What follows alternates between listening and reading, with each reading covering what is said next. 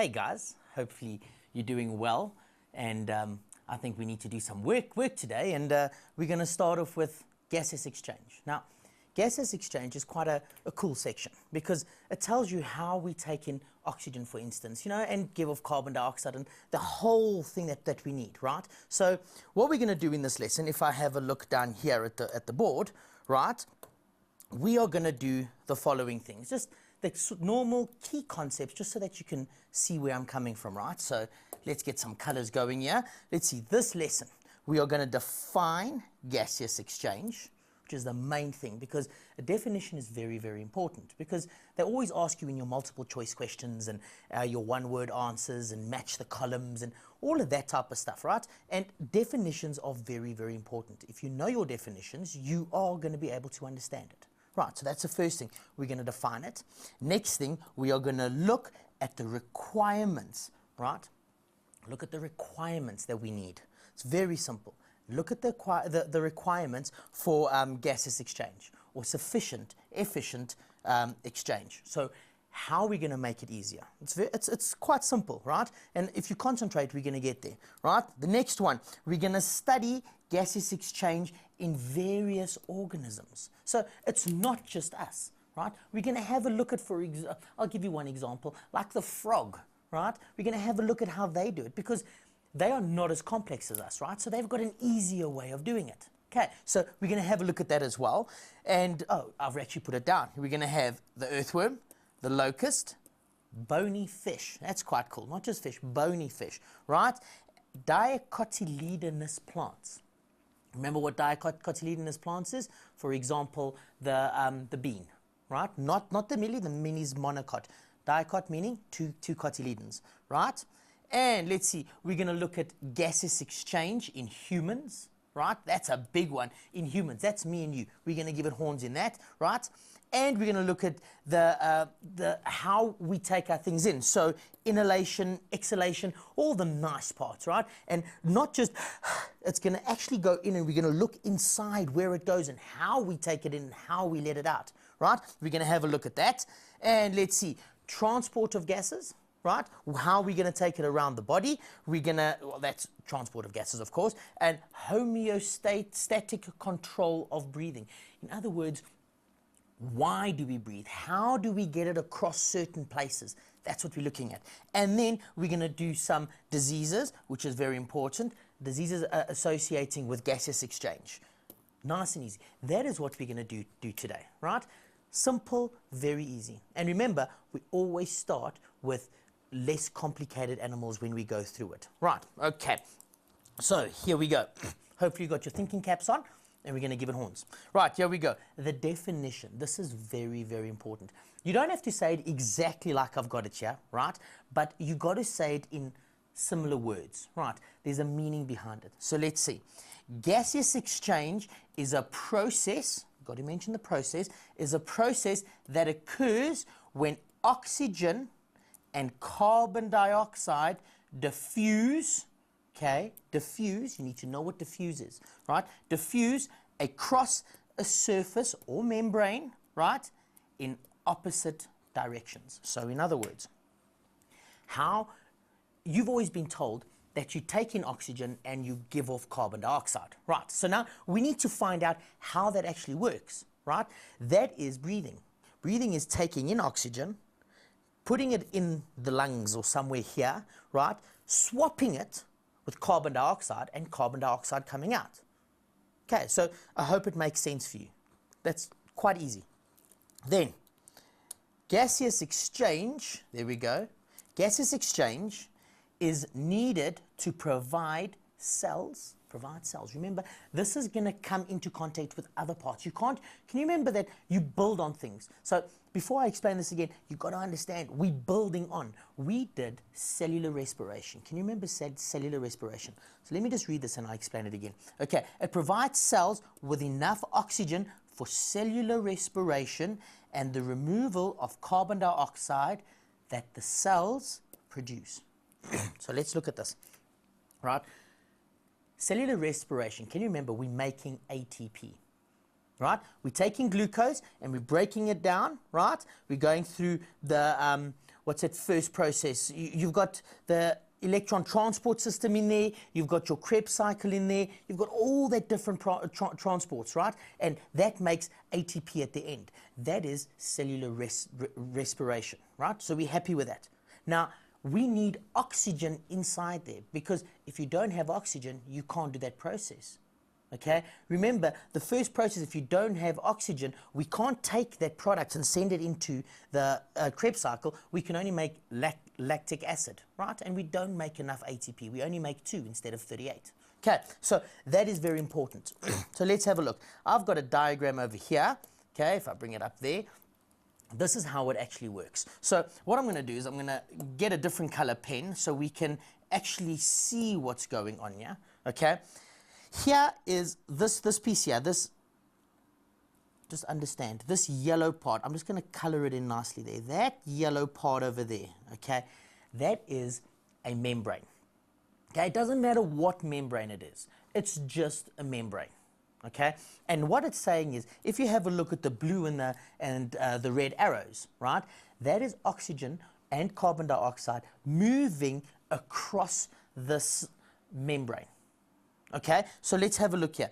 In this case, the oxygen, which is over there, is moving to the bottom, or we can say into, right, into, if I can put it there, the lungs, or whatever we're looking at, and the carbon dioxide, right, is moving out.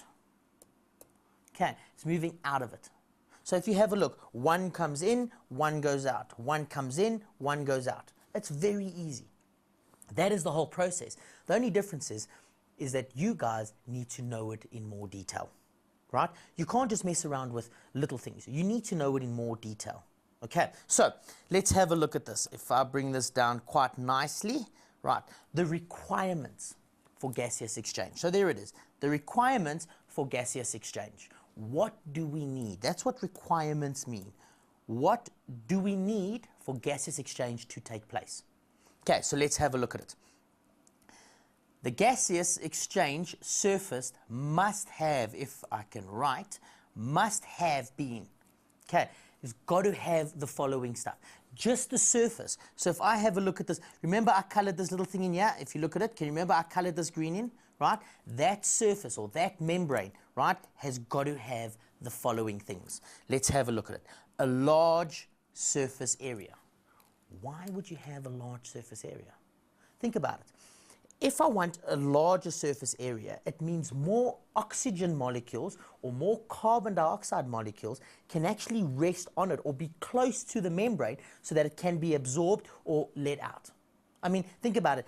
If my surface area is that big, let's say the size of my finger, okay, I can get 4 oxygen or carbon dioxide molecules on there, right? But if the surface area is the size of my whole hand, I can get 4, 8, 12. Okay, so it's a large surface area, okay, so you can get more oxygen or carbon dioxide molecules diffusing through. Okay, so the more it gets in contact, the more carbon or oxygen molecules that get in contact with the membrane, the more gets absorbed quicker. You understand that? Okay, so that's the first thing. Larger surface area, very, very important. Next one, it's got to be a thin surface. Why would you want it to be a thin surface? Okay, it's very, very easy. The thinner it is, okay, the thinner it is, the quicker it's going to move through. I mean, think about it in this way.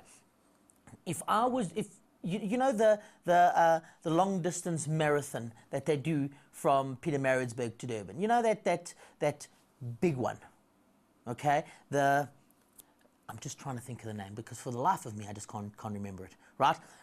I will get back to the Comrades. There it is, right? So the Comrades. In the end, okay, they put this long big tape across, and the guy that comes in first breaks the tape, right? Now, if it was a nice thick piece of metal like this, right, and they standing there, and he's running, what's going to happen? Bang! He's just going to fall back down. Right, so that doesn't help, okay? We need something thin. Also put it this way. If I take a cloth, a piece of clothing like this, right, and I put it into a funnel and I pour water in it, some of the water is going to come, like fill up, and some is going to drip out, right? But if I took a, let's say, a sieve, right, with little holes in it, and I pour it in, will that thing fill up? It won't, right? Because the water molecules are moving through very fast, okay? This is a little bit thicker. It's got less holes than that one, okay? Those things must be very, very thin. The thinner it is, the quicker the oxygen and carbon dioxide can move across it, okay? That's the first thing. Next one, moist, okay? It's got to be moist. It's got to be wet, right? If it's wet, it moves through a lot quicker. Then the oxygen molecules and the carbon dioxide molecules can fit against it and it can be pulled in, okay? It's got to be moist, okay? Permeable surface. In other words, if I have a swimming pool, the sides of it is not permeable. It keeps the water in, okay? But the sand on the outside is permeable. The water goes through it, okay? So permeable means it will allow things to move through it, okay? It's got to have a way to get them through it. It's got to be permeable, okay? So let's have a look. Well, I'm trying to put it into a nicer way. It's got to be able to get a lot in, okay? Ventilated means you've got to get more in as much as possible. If you only take in a little bit, you're only going to get diffusion of a little bit into the muscles or wherever. So for example, can you imagine breathing? You're not going to get very far. So when you breathe, you take deep breaths. The bigger the breath, the more oxygen we can take into the body. That means ventilation, okay? If you have a look at it, if you go into your classroom, the teacher is going to walk in and say, open the windows, we need some ventilation in here. We need to get the air moving, okay? The more ventilation there is, the better it is for absorbing and the more oxygen and carbon dioxide we can exchange. Right, so ventilation to bring fresh supplies of air, okay? You must remember that if I take in 40 carbon dioxide, oxygen molecules, right, and I want to get rid of 40, right, I need to take in 40. I can't take in 20 and then breathe out 20 of that and then take in another 20 and breathe out another 20, because when I take in the next 20, I'm going to have another 20 coming out. Do you understand? It's even. If I need 40, I must be able to take in 40. Okay? If I take in 40, 40 is going to be absorbed. If I take out 80, 80 is going to be absorbed. So the more oxygen I get into my body, right, or into my lungs, the more I can give to the body. You understand how that works? Okay, so, and it's got to be a fresh supply, right? I take in and I let out rubbish, and I take in and I let out, right? It's got to be fresh all the time. It's got to be ventilated. That's why if you look at a classroom, if they close all the windows in winter and all of that, and you walk into a classroom, it smells stuffy, right? That's what stuffy is. It needs to be ventilated. Okay, so a fresh supply of air or water to remove the carbon dioxide that is produced. We need to get rid of carbon dioxide. Please remember, carbon dioxide is actually poisonous to us. Okay, but we still need it. You've always got to remember, everything's got to be in balance. That is the big, big thing. Right, so I'm going to carry on so we can make sure that you've got everything. Okay, a good transport system. A good transport system.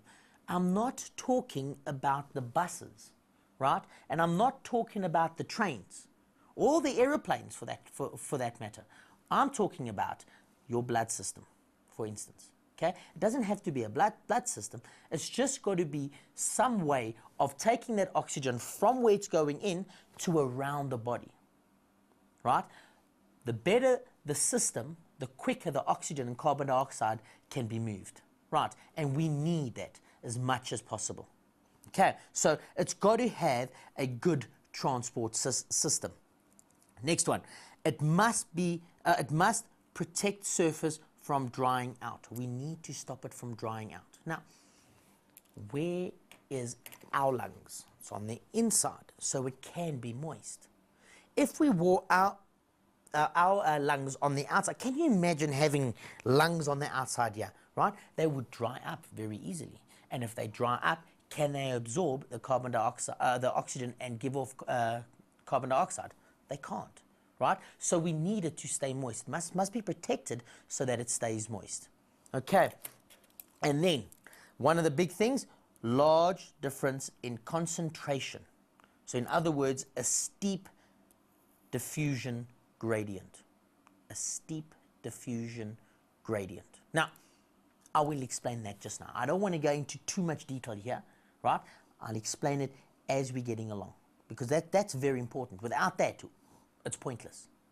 Okay, now, if we go to the next slide, we're going to have a look at small animals. And can you remember when we did animal diversity, right? And we had a look at simple animals and we went to more complex, right? We looked at the cnidaria, we looked at the flatworms, platyhelminthes, we had a look at the arthropods, we had a look at vertebrates, all of those things. Remember that we got to the one which was the roundworm, right?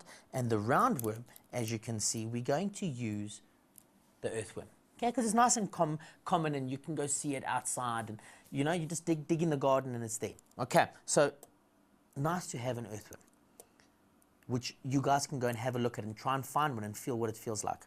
Okay, the earthworm lives in moist soil. Okay, very, very, very important. It's got to be in moist soil. If it's not in moist soil, it cannot survive. And I'm going to explain to you in a few minutes why. Okay, it does not need special organs for gaseous exchange. Okay, because it's very, very thin. It doesn't need those organs. And I'm sure I put it in here. Let me just see. No, it's very, very thin. It's a very small animal. Okay, it's got a large surface area. Okay, if I have a look at it and I bring it here, look how long this earthworm is, right? See how long it is. This whole piece, right, is its outside. But look how thick it is. It's only that thick. Okay, which means if it takes in oxygen here and it takes in oxygen here, it'll be more than enough space. Right, so let's have a look at it. The lungs, right, are not there. Okay, the lungs are cylindrical. It's very, very small, which means, as I was showing you, it's nice and long and thin. And because it's long and thin, right, it has a large surface area to volume ratio. I know that sounds a bit difficult. Let's have a look at it. Okay, large surface area. Now the problem I know you guys are having with volume ratio. Those are the two words you guys are worried about. Now, volume ratio means how much is inside of that cylindrical body. Remember, it's not very thick. It's much longer, okay? It has a large surface area of skin, right? And it's very, very thin on the inside, which means it doesn't need lungs. Okay, it's pointless. We can get the air, we can get all the things that we need from the air right on the outside, right in front of us, right? So let's see what it does. Diffusion and the gases diffuse through the permeable body surface, okay? Oh, check how skew that went, okay? It goes through, I just want to erase that so we can actually get and understand what I put there, okay? It goes through the body surface. In other words, the skin. It goes into the skin. It breathes through its skin. Now, can you understand why it has to be moist? What was one of the things that we needed for gaseous exchange to take place? We needed the surface to be moist. Okay, so there is a network of blood capillaries below the skin surface to take the whole thing around. Now remember, what is the next thing that we need? We need a good transport system, okay, to take all the oxygen and carbon dioxide around the body, right, so we can give it off. Very, very, very important. Okay, and the surface, okay, the blood transports the gas through the body, as I just said, plain simple. Remember, the surface has got to be moist. That's why if you feel an earthworm, it's quite moist. You will never find earthworms in dry soil, okay? It's going to live in moist soil so that it can have its body moist. Right, you all with me? It was nice and easy. Cool. Now, let's have a look at the next one, the locust. Okay, now that's an insect. Okay, if I have a look at the insect, it's very, very easy. The insect, okay, is an arthropod. This one is an arthropod. It means it's got that shell on the outside.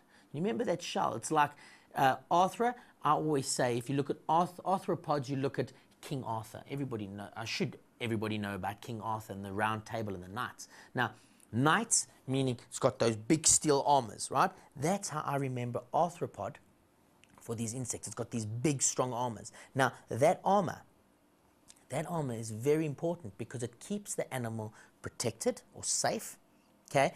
It is waterproof. And if it is waterproof, that means it can't be moist, which means, can it breathe through its skin? Of course not. Okay, so it cannot breathe through its skin. So that's the first thing we've got to have a look at. I want you to just, I'm going to come back to the picture to explain it. So don't stress too much if you're having a look at it. Let's see. The surface of the locust is impermeable to water and gases. It's there for protection. Okay, it's for its protection, and it's an exoskeleton. Okay, remember, we've got an internal skeleton, they have an external skeleton, right? They've got that hard layer on the outside. Very important for them, we don't need it. Okay, so gases and liquid cannot move through it. It's impermeable.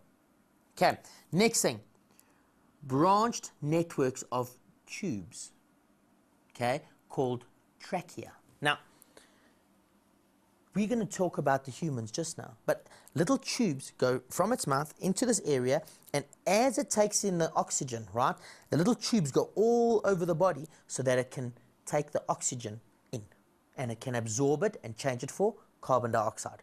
That's how it works. So let's see. It makes up the gaseous exchange system.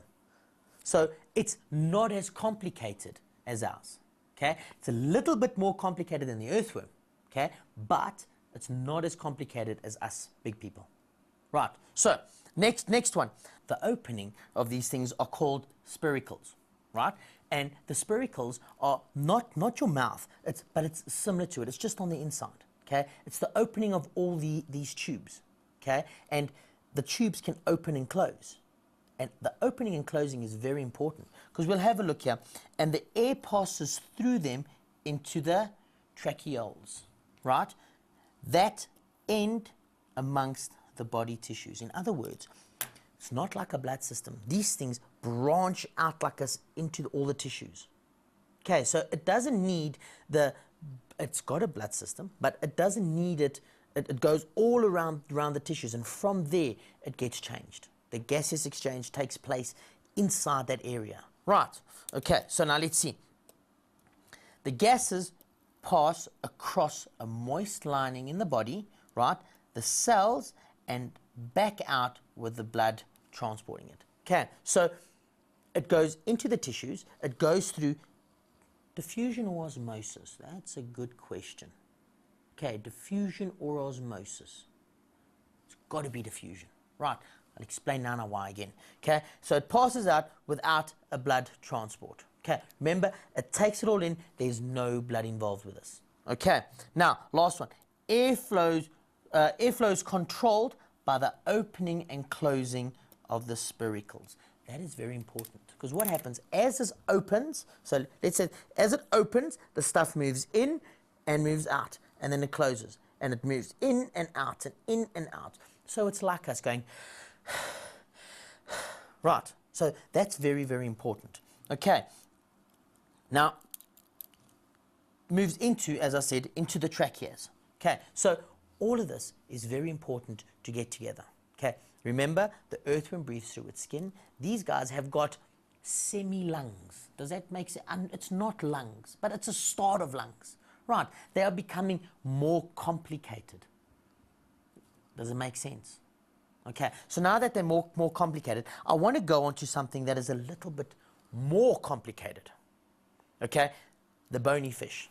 Okay. Now, the bony fish, if you can remember, if we have a look at fish, right, you always see them going, they are not just doing that to create an orchestra of beautiful sounds, right? They are actually taking the water in. And no, they are not drinking it either. They don't want to drink it. They want oxygen. Now what actually happens is the air comes in. If you have a look at the picture, the air comes in and passes through this thing here, right? And there it comes out of these things on the side. Now if you had a look at fish, they've got these things on the side that if I turn like this, it open and close like this. Every time they go, right? What they're actually doing is they're actually breathing. They're pulling the water into their mouth, so it goes into their mouth and it comes out these little slits on the side. So it doesn't go in and out their mouth again, it goes in their mouth and out these slits on the side, right? Those slits are very, very important, okay? That's the thing that the fish breathe with. And now if I pull it down, okay, let's have a look what it looks like. It is difficult to get oxygen out of water, okay? I mean, don't try and breathe. I was about to say, you go try this and breathe underwater. Ain't gonna happen. You'll cough like you have no idea. We cannot fill our lungs up with water, okay? These guys need, because they stay in water, they need to take the oxygen out of the water, and it's very, very difficult, okay? So what they do, it's very simple. What they do is, because of diffusion, okay, it happens more slowly when it comes to water. Okay, so that's what makes it so difficult. So if we have a look at it, bony fish have specialized adapted body parts called gills. Okay, now you've all heard that fish have gills. Okay, but do you know how they actually work? Okay, they're little red things. It's got these little red figures on, and then it's got this white part in here, right? And it looks, if I had to draw it here, it looks similar to this. If I can get it to you guys, right? That piece is there, okay? And then here they got these little lines, and they are red, right? And that is what your gills look like. And they don't end with a straight line, right? They're like almost loose. Okay, so that is what we're looking at. That's what they use. Let's see how it actually works. Okay, gills which are protected. This is very important. Remember, this is one of the things that's got to be protected.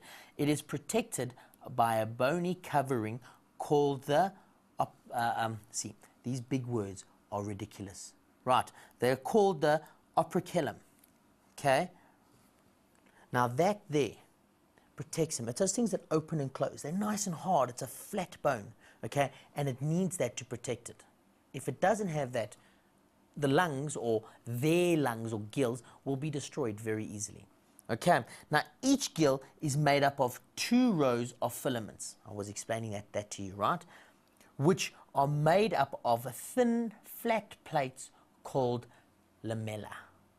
Okay, now as I said, these flat plates, these long, thin things, they are the ones that are going to suck out the oxygen.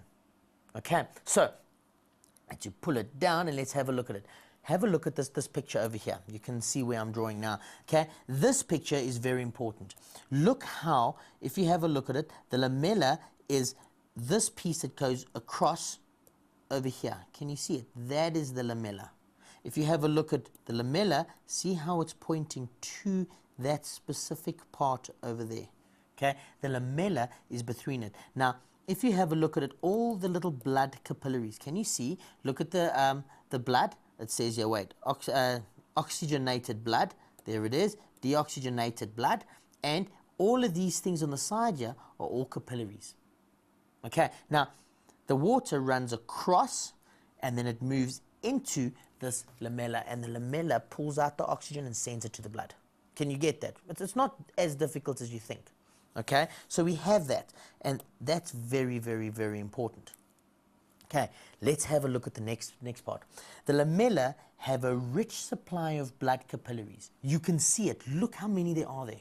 Okay, it's got a rich supply. The more it has, the better for it. The more oxygen it can pull out. Remember, large surface area, lots of or good transport system. It needs that. Okay, and the flat plates increase the surface area. Exactly what I just told you. Increasing of surface area. The more blood capillaries, the more we can take out the oxygen. And remember, it's difficult to take that oxygen out of the water, so it needs it as much as possible. Okay? Now, the water flow, this is very important. The water flows over the lamella in the opposite direction of blood flow. Okay, so if you have a look at it, blood flows from this side to this side, but water flows from this side to this side. So that is water and that is blood. Okay? Do you understand? Now watch this carefully. What happens is the water, as it's moving, if I have a look at me, as the water is moving in this direction, okay, the blood is moving in this direction. So as it's coming along, right, it's grabbing all the oxygen molecules, and as it's going across over here, further up, it's grabbing all the carbon dioxide molecules, right? So it's going to drop off the oxygen, then pick up the carbon dioxide. You see how it works. It's got to flow in opposite. If it went with it, okay, think about it. If it goes with it and we take the water in, wherever the water was with this blood part, they're going to move together all the time, and that's not going to work, right? We need to go in opposite directions so that we can drop off a lot of pick up a lot of carbon dioxide and drop off a lot of oxygen, right? So do you understand how that comes about? Okay, it's very, very important, because without that, these guys can't breathe. Okay, and the blood transports the gases to the rest of the body. Okay, the blood, as I said, takes it over and makes it look great. Okay, so hopefully you've understood this. And those are the animals that we're looking at. Okay, so got to concentrate while doing this. This is not in as much and as difficult as you think. Okay, just put your mind to it and you can do this. Okay, now the next one we're going to have a look at is plants. Now remember, we've done plants, and plants actually do the opposite and the same, if you get what I'm trying to say. Okay, they can take in, right? They can take in CO2, right, and give off O2, oxygen. But they can also take in oxygen and give off CO2. Think about it. This here, right, is for photosynthesis. This one here is for cellular respiration. Okay, it needs to go through that to get the energy and to make the ATP, but it needs to go through this to make the stuff that it needs to eat with. Okay, so that's very important. Okay, have a good look at the pictures. I want you to remember this picture over here. Can you see it? Looks like little eyes, right? Those are little eyes. I'm going to explain to you now what's happening there. Okay, in plants, exchange occurs mainly in leaves.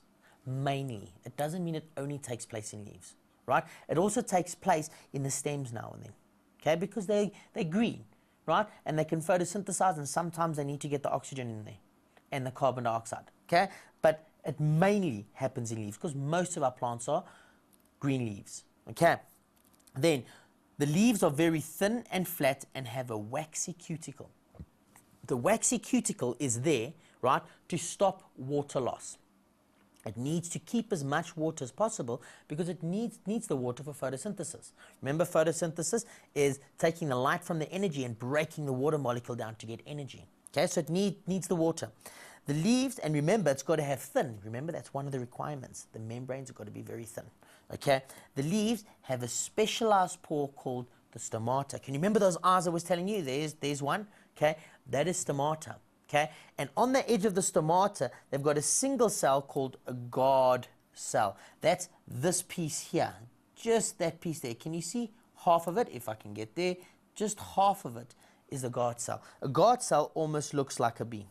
Okay, that is a guard cell, and we want to open up the stroma, which is on the inside there. Okay, that's where the oxygen and carbon dioxide get diffused out of, right? Now, if I have a look at it, those things control, and the water levels, you won't believe it, the water controls how much oxygen or carbon dioxide comes in, but that's at another stage. Right, let's have a look. Gases diffuse directly from the atmosphere into the cells inside the pores, right, goes inside the pores and vice versa. In other words, it comes in that way and it leaves that way. Our mouth, we take in oxygen via our mouth and we give off oxygen via our mouth, vice versa. Okay, it's very, very important. And once inside, the gas is diffused across a membrane of moist cells. Very easy, very simple. Okay, now that's exactly what I need. And if you have a look at it, that is a diagram of a leaf. Okay, and that leaf, if you have a look at it, thin layer of cells, can you see it? Thin layer of cells. Okay, and what happens is the they come in, there's the guard cells, there's another thin layer of cells, we'll use the guard cells. Carbon dioxide and oxygen, can you see there's two arrows, in and out, because it does both. You can remember that. It goes in and it goes into this part here. And then you get your mesophyll and mesoderm and all of that in there. Okay, your spongy tissues, which takes in the oxygen and makes space for more. Okay, because remember, everything's got to work as a reason. If I take the oxygen in, what's going to happen? I'm going to suck in more oxygen or carbon dioxide. That is very important. Okay, so now that we've had a look at just these structures, okay, we're going to go on to a more complex thing. But before we do that, we need to go for a break so that you can stretch and I can stretch and we can come back nice and fresh. I'll see you in a few minutes or so.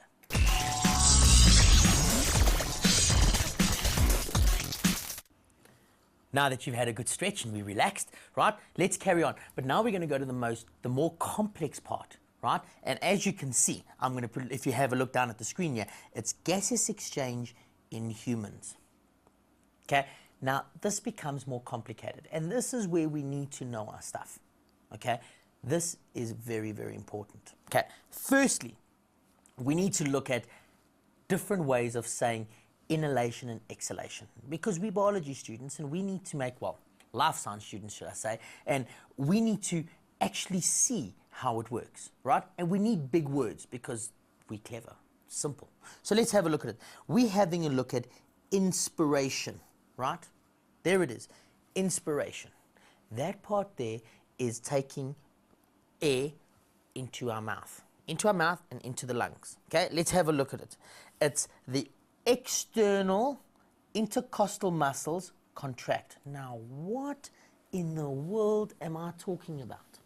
Okay, intercostal muscles contract.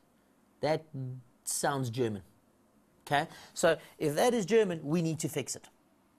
Okay, now, if I have a look at it, in humans, we've got this funny thing. If you look at my drawing, and it's not going to be good, we've got this thing that does this, and then we've got these things that run around, and then we've got the backbone at the back, and then we've got the next one, and we've got the next one, and we've got the next one.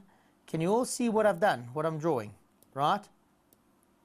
And we ended off like that, okay? And inside here, I'm going to take another color pen so that you can see what I'm talking about.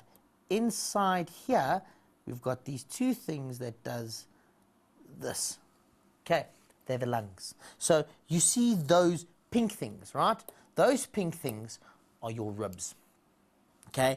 And between each rib, if I had to draw a rib, if I get this color again, right, the red, and I get this rib and I put it here, and a rib is about, let's say, that big, right? And we have another one that's running there, okay, and it comes around. This part over here, okay, let's get it green. This piece over here, between the two bones, okay, that part over there is a muscle, okay? And those muscles, if you actually feel your ribs, so go through it and feel your ribs, and you'll feel there's a bone there, and there's another bone there, and in between the two, right, you're going to find a muscle. Now that muscle there is this muscle here, okay? It's this one, the intercostal muscles.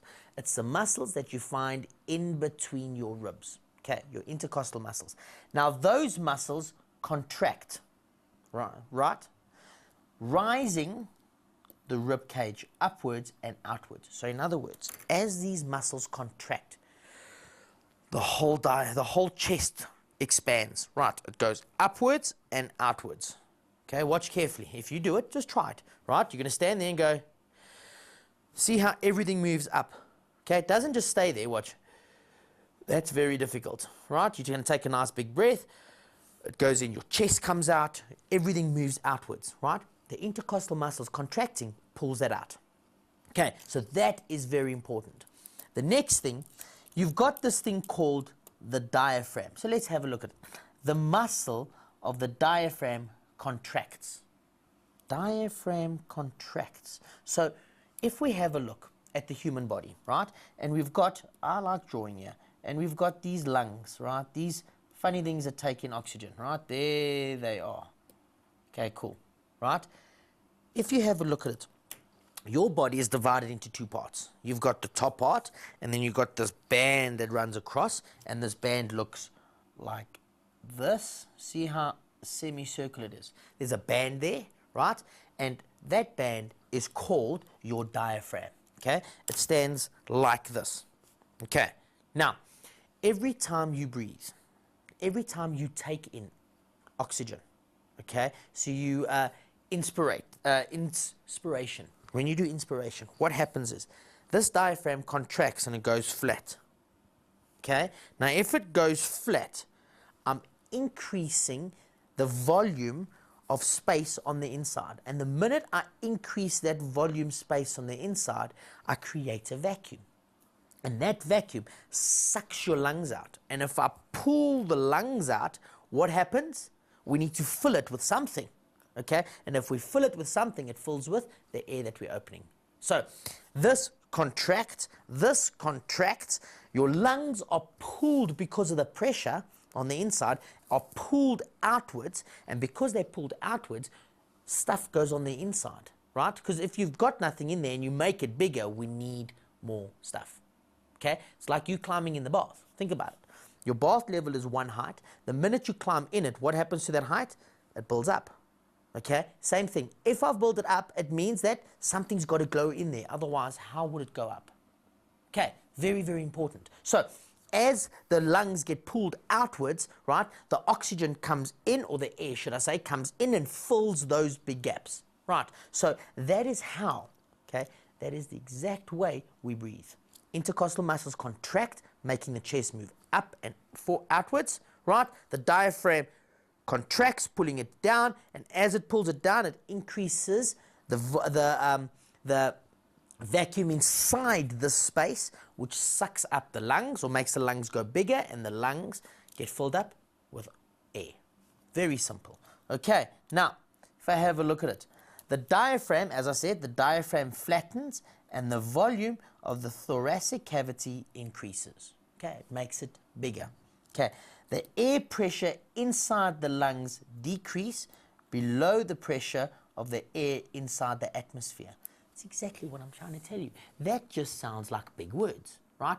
All I'm telling you is you create a vacuum on the inside. If there's a certain amount of pressure on the outside of me, right, and I decrease the pressure on the inside, I need to make it even. Remember, in life science, we're obsessed with making things even. We like homeostasis. We like things to be even.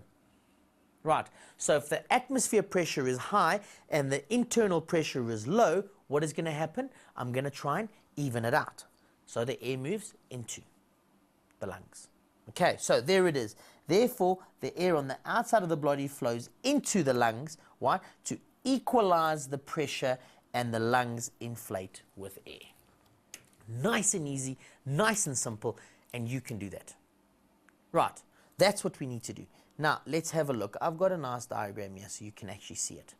Okay, so if I look at it, okay, remember this here is your trachea, okay? Every time I draw it, remember I do this. Every time I draw it, I do this before the lungs, okay? If I have a look at the lungs over there, okay, that part there, this piece here, right, is the trachea. Okay, so that's the part in here. That's a very important piece, and I'll explain later why it is an important piece. Okay, so this piece here, if you have a look here, there's the diaphragm. Can you see it? That part's the diaphragm. And as this gets pulled down, this gets pushed out, it pulls this whole cavity, makes it bigger. Okay, so let's say that these things move to there. Okay, can you see it? And this moves flat. Okay, well, flat there, let's put it there. This thing is increased, this whole part's increased by that much. Look how much more. It's this whole piece, and it's this whole piece that it increases. And if it increases that, it needs to fill it with something. And what is the best stuff that's free and easy available? Air that's on the outside. Right, so that's how it works. Please make sure that you can identify these things, and you need to know how to label it, right? Okay, so if we have a look, expiration, okay, X means getting out, okay, this is how we breathe out. Now, if you have a look at it, everything has got to work opposite, has to, okay, so if we have a look at the external intercostal muscles relax, right, and if they relax, what happens? We go down and in, okay, the relax, and the rib cage moves towards and downwards due to gravity. It's just normal things, simple. Okay, if we have a look at the diaphragm, relaxes and becomes dome shaped again, and what happens? Okay, it literally, and I promise you, it literally goes back up there and it pushes the lungs to let all the air go out. Okay, and the shape of the volume of the thoracic cavity decreases, which means there's a higher pressure on the inside than what it is on the outside. So what are we going to do? We're going to even it out again. Remember, we want to be in homeostasis all the time. So just by doing that, we're going to decrease the volume on the inside and push all the air out on the outside. So let's have a look at this picture again. As I said, decreasing it, it's going to move up, and look how all the air gets pushed out from the lungs all over again. Okay, that is how how inhalation and exhalation happens. Right, don't forget the two big words. Make sure you get them. Expiration and, let me get to the other one, and inspiration. Two very, very, very important words. Okay, these diagrams, I'm sure you'll get them, right? They're nice and easy, and you can use them. Very easy to explain with a diagram. Okay, now, how does this stuff actually work? Now, what I'm going to do is, I'm getting bored with my pen choice again, so I'm going to change it off again. Okay, so let's have a look at it. Okay, over here we have the atmosphere.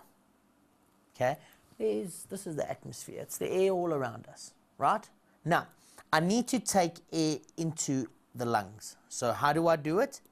Inhalation. Right, once I've taken air in, the oxygen goes into the blood system, right? The oxygen moves to the cells. The cells go through cellular respiration. What do they give off? Carbon dioxide. The carbon dioxide goes into the blood. The blood takes the carbon dioxide to the lungs, right? And then from the lungs, we exhale or breathe out back into the atmosphere. So it's, and all of that, it goes in the mouth, to the lungs, from the lungs, into the blood system, from the blood system, to the tissues, from the tissues, the cellular respiration, right? Once it's cellular respiration gets given off, gives off carbon dioxide into the blood, from the blood, into the lungs, from the lungs, breathe out. Get it? That's how the whole process in humans, summarized, is. But we need to look at certain things in more detail, because otherwise it wouldn't work. Now, this bag that you see in front of you, right? This bag, ventilation. Can you see it on the top? It says ventilation. This bag is very important, because you see a lung. You see a lung as this big thing like this. In actual fact, one of the lungs are divided into 3 and the other lungs are divided into 2. Right? And inside here, if you go look very closely, each one of these things have a little bag like this. This bag is called an alveoli. Okay? And what happens with the alveoli?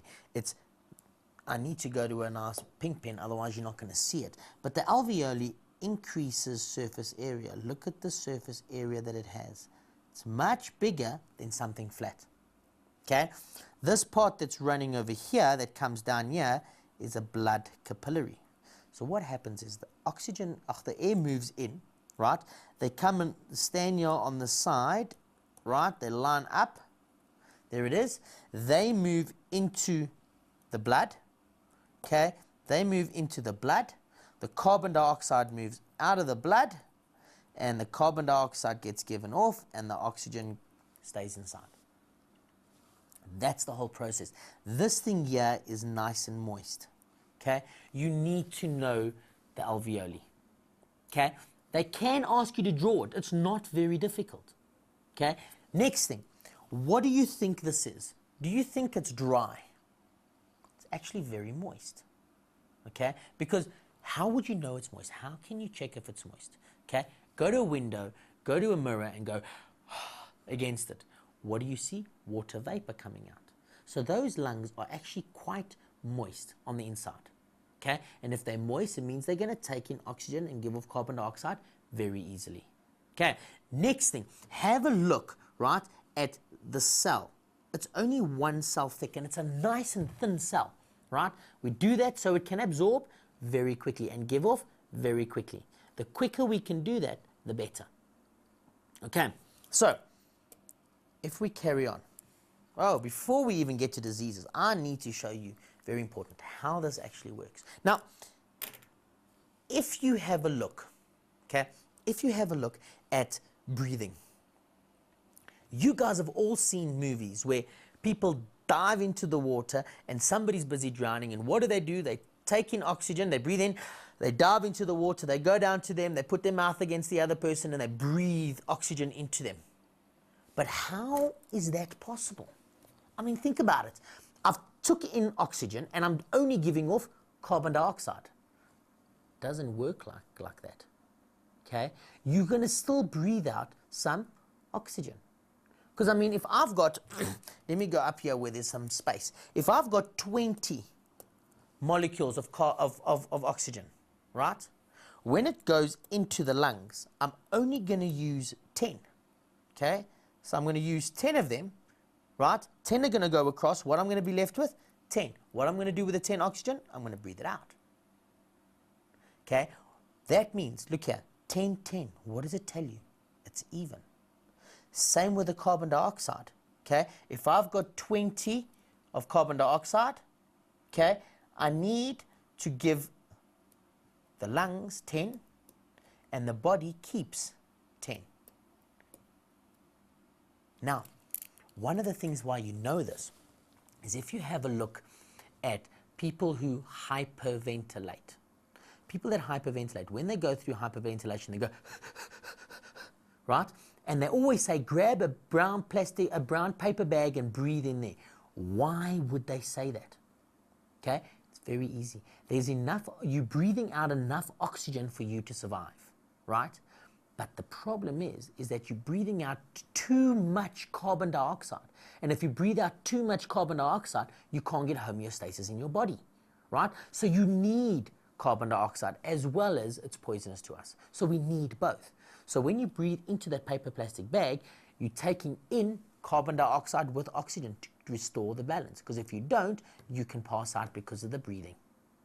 Okay, you still need the carbon dioxide. Okay, now, when it comes to diseases with this whole thing, okay, diseases is very important. We need to know diseases. Okay, let's have a look at it. Asthma. These are all the common ones, and I'm going to go through it very quickly. So listen, because I want to get to the questions to explain things to you. Right, asthma, the passages become inflamed. So if it becomes inflamed, you can't get it through easily. Right, okay, and swollen. Passage becomes inflamed and swollen. Very, very important, right? The smooth muscles of the bronchi or bronchioles contract, and the air passages produce an increase in amount of mucus. So in other words, if there's too much, if this one layer thick of cells, right, gets filled with mucus as well, it's very thick, means you're not going to take in enough. Okay, so that's the first problem. Okay, and the passage leads to the alveoli to narrow and less air can pass through them. Exactly what I said. Remember, life science is actually common knowledge. You just need to put 2 and 2 together. Very easy. Just relax and get it right. Okay, next thing, hay fever. Okay, hay fever means that you're allergic to specific things like pollen. Right? What happens is it goes into your nose or into your mouth or into your eye, and it becomes very inflamed because you're allergic to it. Okay? And if you're allergic to it, if it swells up, less oxygen. Okay? That's exactly what it's saying. Okay? It swells up, you're allergic to it. It's very simple, becomes irritated. The membranes of the eyes, as I said, and the air passages cause itchy. They become very itchy, and the air passages become a lot smaller. And if they become a lot smaller, less oxygen to the air, to the body. Okay, that is your hay fever. Next one, bronchitis. This is quite a big one. Okay, an inflammation of the lining of the bronchi, so it makes the, if it swells up again, less air. Can you understand? Everything here is about less air. Okay, some of it causes bronchitis. Okay, the infection, it's a viral infection, by the way. It's a viral infection. The irritation, right, of the pollution can bring it on. Okay, pollution can bring it on. So we need to protect our world. Okay, get rid of pollution. Everything works with each other. So let me say, polluted air, breathing in, and smoking. So if you smoke, you need to stop it, right? Okay, so smoking is also very bad for it. Okay, and the mucus lines up. More mucus means you're not going to breathe in. Okay, less air is able to enter and leave the lungs, and there is less gaseous exchange. Okay, that's it. The next one, if I take it down, okay, the next one is quite cool. The next one is, I think I went too far down, emphysema. You guys have all heard of this, right? And it gets caused, yes, it does get caused from smoking. Okay, so we need to quit that out.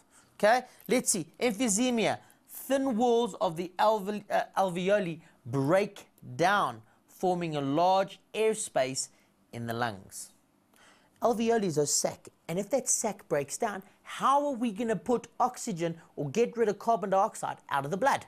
Okay, we need to. That's the most important thing. And if we mess around with our alveoli or break them down, we can't use them. And if we can't use them, less oxygen into our body. Okay, so that's the first important thing. Alveoli lose part of their blood supply, which I've just said to you. They also become less elastic. Okay, remember, they are there. They close down. And the minute they need oxygen, they open up. Can you see how they become elastic? Now, what happens if they can move to about this size, right? And it's not really, but they move to about this size. If they lose their elasticity, what happens is they move to that size. So it's a lot smaller, means less oxygen. Okay, very bad. So they lose their elasticity. It makes it difficult, wrong way. It makes it difficult for the person to force air out of their lungs. Okay, so to push it down, it's a problem. Okay, to get rid of that air. Okay, so that's one of the big things. Lungs, as I said, when they exhale. So pushing all that air out out of the lungs is very, very important. Okay, you can't take in more if you've got everything in there. Okay, and now the last disease we're going to talk about, right, is lung cancer. Okay, now lung cancer is a result from uncontrolled cells dividing. Remember, that's what cancer is. It's cells that divide over and over and over and over again, and they create this massive cells. Okay, so let's have a look at it. In the tissues of the lungs, the cancer cells form a harmful mass of tissue called malignant. Okay, that there is very important. That's why when you feel bumps, right, anywhere, you feel bumps and it's internal and everything like that, you need to go get them checked out. Okay, you need to find out if they are cancerous. Okay, it's very important. If you get it checked out earlier, it's very good. Let's say they are cancerous and they cut them out, then it's fine. But have a look at this. Okay, the cancer cells with a malignant tumor may spread to other parts of the lungs. Now we have a bit of a problem. Okay, these things, cancer does spread. So we need to get rid of it, hey? We need to check our bodies all the time for these lumps and bumps and bruises, right? Bruises are fine, I'm just saying lumps and bumps. Okay, got to look at them, got to make sure that they're fine and they're not cancerous. Okay, and then other parts can move to the other parts of the body, not just the other parts of the lungs. Can move to your muscles, can move to your heart, can move to the brain, it can move anywhere, which is very bad. Okay, some symptoms of lung cancer. Now you're going to say, oh, but that means I might have it. Well, think about it. Okay, this is simple things, but it can be and it doesn't have to be. So listen carefully. Okay, coughing. I cough all the time. When I get sick, I cough. Okay, so coughing, there we go. But the problem is, look at this one, coughing up blood. Coughing up blood. Now, coughing up blood could be cancer. Okay, but it could also be, for example, TB, because TB is also a coughing up blood story. Okay, so it's not just one thing. But I promise you, if you cough up blood, you'll be in the car or the taxi or wherever as quick as possible, off to the hospital. Right. But before you even cough up blood, you're going to be in the hospital because it's a bit sore. Because if we have a look at the next symptom is chest pains and shortness of breath. Okay, with those ones, you will get tired very easily. Less breathing you can take place, the more tired you become. Okay, so that is the important stuff, and that's the nice stuff. Okay, now, if I have a look at it, the next thing I want to do is questions. Now, questions, no matter how much you understand, you need to understand your questions. So what I'm going to do is I'm going to go through the questions, I'm going to explain it, and then I'm going to give you the answers. Okay, so the answers are available, so you just need to watch, and hopefully you answer them before I've given you the answer. Okay, so let's have a look at it. Gaseous exchange organ for a fish. Watch this. Gaseous exchange. Oh, let's get a different color pen now again. Let's try white. I've never tried white. Okay, gaseous exchange, right, for fish. It's for fish. Very important. You've got to look at what animal. Okay, now if you answer things like the skin, right, now we're talking about the earthworm and the frog. The frog also breathes through its skin, even though the frog has lungs. That's quite cool. Now, let's have a look at the answer. Skills. Nice and easy, nice and simple, right? You don't have to work hard with things like this. You just got to remember exactly what's going on. And it's very easy. You just need to relax and breathe. Let's have a look at the next one. Okay, let me move that out of the way. The main form in which carbon dioxide, I need to get a pen going here. The main form in which carbon dioxide, I don't think white's working so nicely for me today. Let's get the orange. While carbon dioxide is transported in the blood. That's one thing I haven't taught you. Carbon dioxide and oxygen inside the blood get transported in two ways. One, okay, the blood plasma. So oxygen does diffuse into the blood plasma. And the second one is there's a protein molecule on the red blood cell that's called hemoglobin. Okay? And that is actually the carrier of oxygen. And it gives the red blood cells its color. Okay? So that's quite cool. Now, hemoglobin carries the oxygen around the body. Carbon dioxide actually gets transported, right, by this thing under here. Okay? And it's something I haven't told you before. This is carbonate ions. So let's have a look at it. Carbonate ions, as soon as I get that, so I can move that over. I must remember to do that, otherwise you're never going to see. It's carbonate ions. Now, carbonate ions are the transporters of carbon dioxide. Okay? They get transported in the blood plasma and on carbonate ions. Okay, they get taken all the way in the blood, all the way to the lungs. Okay, that is cool. Next one. The part of the human brain that controls breathing rate. See, these are the type of questions they are going to ask you. Now, these are very important questions because it is the breathing part, okay, it's the breathing part of the medulla oblongata. Okay, now, let's move it down. I must remember to click on here all the time. Right. The respiratory center in the medulla oblongata. Okay. Now, these are in your notes, so make sure you've got it. Okay. Now, next one. The lung disease in which the walls of the alveoli break down and lose elasticity. Now, if I had to just highlight specific parts, it is breaking down, okay, lose of elasticity, and in the alveoles. Those are the things that I'm going to have a look at. That will give me my answer. And if you remember, the first one is asthma that we did, not going to happen. The next one is hay fever, not going to happen. We had a look at cancer, right? The last one is emphysema. Let's see if it is emphysema. Okay? It is emphysema. Emphysema is the answer to that question. And all you're doing is you're breaking it down one at a time, all the time. Right, let's have a look at the next one. The pores, okay, let me get a pen here. The pores through which gaseous exchange takes place in the leaves. Pores, there it is, and leaf. Those are the two main things. And if we have a look at them, can you remember they are called, if I get my pointer, they are called stomata. What is covering, or what changes the stomata from opening and closing? Can you remember? It's called, they stay outside clubs, okay, and they're always there in case of trouble. They're called your guard cells, and they protect the stomata. Okay, now next one, pen, there we go. The physical process of humans in which air is taken into and released from the body.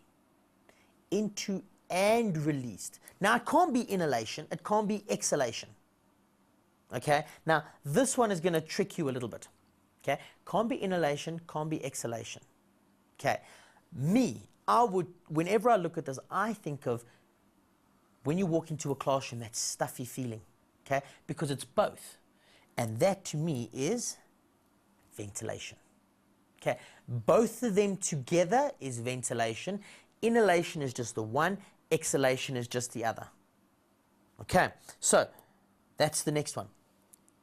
Next one that we're going to have a look at is pigment in humans' blood that carries oxygen. You paid attention, I know you did, which means you know exactly what I'm talking about. Okay, so if we have a look, pigment, let's get a pen going here. It's the pigment in human blood that carries oxygen. It carries the oxygen. And that means it's got to be hemoglobin. Nice. You guys are all there. The dormant, okay, muscular sheet separating, let me get it here, orange again. The dormant muscular sheath separating the abdominal and the thoracic cavity. Remember, I said body's divided into two sections, right? There they are. What is that sheet in the inside?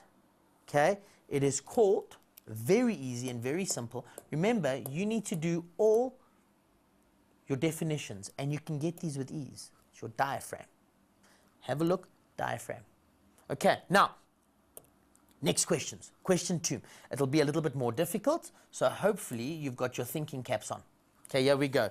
Some animals can breathe through their skin, which we know, right? We spoke about it. Okay, give one example of an animal that uses its skin for gaseous exchange. I know I've mentioned 2. Okay, I've definitely mentioned 2. The one we studied right in the beginning, and the other one I spoke to you about. Okay, it was a special animal. Now let's have a look at it. It is the earthworm, which we spoke about, and the frog. Remember, the frog's also got lungs on the inside. That is a cool animal. It can do both. Right, so next question. I'm trying to get through this so we can get as many questions as possible before we have to say goodbye. Right, so let's see. Why do humans not use their skin for gaseous exchange? Why don't we use our skin? I mean, look, I'm fat. Look how big I am here, right? I'm nice and big, and I've only got this thin layer of skin on the outside. Okay, so in proportion, my skin won't give me enough surface area. There'll be more surface area in my lungs than what it would be on the outside. So let's have a look at this answer. Okay, so we can exactly pick it out, exactly what is going on. Right, the surface area is not sufficient, okay, is not sufficient for the amount of gas we need, or that is needed. Okay, very, very important. There's specific things you need. Okay, now, I want you to get to some of these questions. Study the figure alongside, and provide labels A to G. Let's see. A. What do you think A is? Okay, I'm going to move it down so we can say, oh, this is we're going to have to do the whole thing. Okay, A, I want you to work it out. What is A? What is B? What is C? Write them down. D, E, F, and G. Have you got them all down? Let's have a look at it. First one is the trachea, right? The trachea is this top piece here, right? And that trachea is actually got C-shaped cartilage so that it increases, it's nice and big, right? And if you're swallowing food, it moves into that, so there's enough space for it. Right, let's have a look at the next one. B will be your ribs. Let's see if we write. Ribs, very nice. C would be the muscles between the ribs. Can you remember? Inter, between the ribs, costal muscles. Intercostal muscles. Very nice. I'm sure you guys are getting this right. This is the lung. Which lung? Remember, when you look at this, it always works opposite, same as the heart. So this one here, even though it's my right hand, this one here, let me get a pen here so you can see what I'm talking about. This one here, even though it looks like my right side, it's actually the left side. So that is the left lung. Very nice. The next one, what is this thing here we're talking about? We spoke about it a few seconds ago. It is your diaphragm. Very nice. If we have a look at F, it's the little bags, which are called your alveoli. We spoke about them.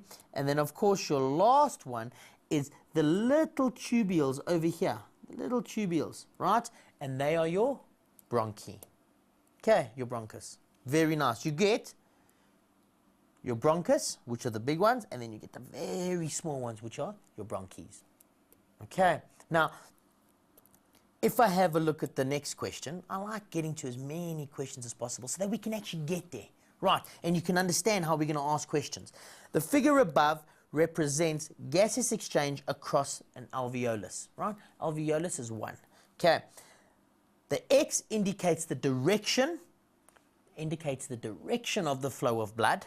Okay, so X indicates direction of flow of blood. And look at the diagram and answer the questions that follow. Plain and simple. Okay, let's have a look at it. Where would you find a structure like this? Come on, in the lungs. Right? In the lungs, come on. It was simple, that's what we're talking about. Is the blood that's entering the X oxygenated or deoxygenated? Remember, coming in and then leaving out.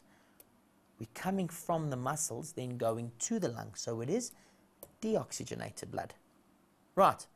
And then, what are the gases that move as indicated by A and B? Let's have a look. A is this one, B is this one. B is coming in, A is going out.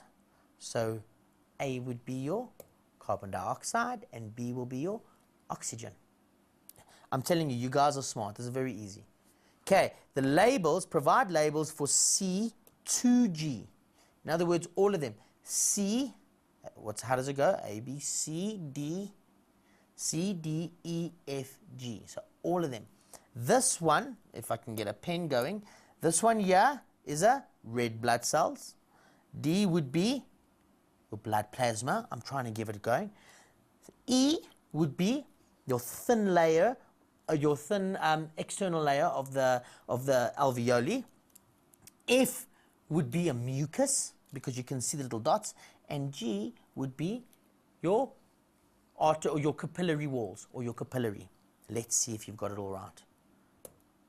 Okay, let's see. C, deoxygenation, hemoglobin. In other words, it's the red blood cells. That's nice. The blood plasma, right? Alveolar cell, which I told you about. The layer of moisture. Remember, a mucus layer. It's moisture. It's got to be there. And then the capillary is right at the end. Exactly like I said. Now, last question, right? Last question. How is the red blood cell constructed to transport the oxygen? Okay. What makes it so that it is capable of transporting oxygen? Okay, let's have a good look quickly. Okay, it contains hemoglobin. Can you remember I explained this to you? It contains hemoglobin. Very, very, very important. The hemoglobin is very important. It carries oxygen around the body. Okay, it has a concave shape to accommodate oxygen. So your red blood cells actually look like that. Okay, they're round And if I take them like this, okay, flat, that's what they look like here if you look on the screen. That's that. If I take them and turn them like that, this is what it would look like. It's biconcave. They go inside, and that means that they can actually carry the oxygen levels. Right. Hope you guys have learned stuff, and I'm sure I'll see you soon, okay? And have a good time. See you soon. Cheers.